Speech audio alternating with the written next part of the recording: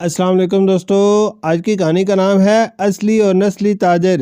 کبھی کبھی زندگی ہمیں ایسے لوگوں سے ملواتی ہے جو خاموشی سے ہمیں انسانیت، دیانت اور اطاعت کا سبق سکھا جاتے ہیں۔ یہ ایک سچی اور دل کو چھو لینے والی حکایت ہے جسے پڑھ کر دل سے دعا نکلتی ہے کہ کاش ہمارے معاشرے کے تاجر ہی نہیں، ہم سب بھی ایسے ہی بن جائیں۔ یہ واقعہ آج سے تقریباً 40 سال پہلے کا ہے، مگر راوی کہتا ہے کہ آج بھی اس دکاندار اور اس کے بیٹے کے چہرے اسے ہر زاویے سے یاد ہیں۔ 8ویں جماعت فرسٹ ڈویژن میں پاس کرنے کی خوشی نے اسے بے حد خوش کر دیا تھا۔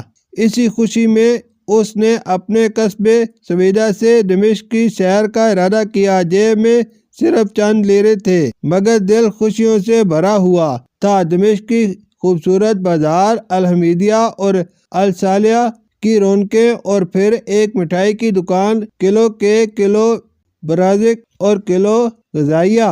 مانگنے کے بعد جب جیب میں ہاتھ ڈالا تو پیسے غائب تھے۔ شرمندگی اور پریشانی چہرے سے عیاں تھی، مگر دکاندار نے نہ سوالات کی بچھاڑ کی، نہ سخت لہجہ اپنایا، بلکہ مسکرا کر بٹھایا، چائے پلائی اور سامان پیک کر کے یہ کہہ دیا، جب دوبارہ دمشق آؤ تو پیسے دے جانا۔ اعتماد کی یہ مثال دل ہلا دینے والی تھی۔ راوی ابھی چند قدم ہی چلا تھا کہ دکاندار کا بیٹا آواز دیتا ہوا آیا اور بتایا کہ ابو کو دکان میں گرے ہوئے پیسے مل گئے تھے۔ انہوں نے مٹھائیوں کے پیسے کاٹ لیے ہیں اور باقی واپس کر دیے ہیں۔ یہ وہ لمحہ تھا جب بوجھل دل ہلکا ہو گیا، آنکھوں میں خوشی آ گئی اور انسانیت پر یقین مزید پختہ ہو گیا۔ بعد میں معلوم ہوا کہ اصل 5 لیرے تو پرانی پتلون کی جیب میں تھے۔ والد نے ساری بات سن کر مسکرا کر کہا، یہ لوگ شام کے نسلی تاجر ہیں، انہیں انسانیت کا ہنر آتا ہے،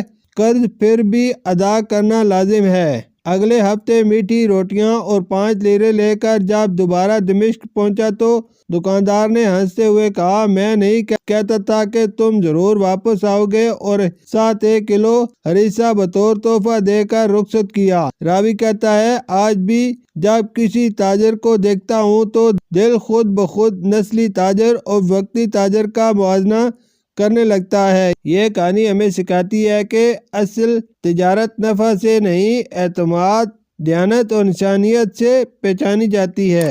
شکریہ۔